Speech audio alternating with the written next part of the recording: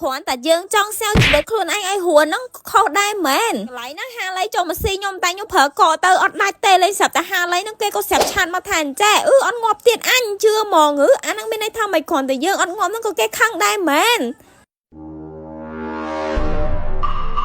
ហ្វាមសុកទេហាឡៃហ្នឹងគេថាអញ្ចេះតវាយគ្នាមួយស្មើ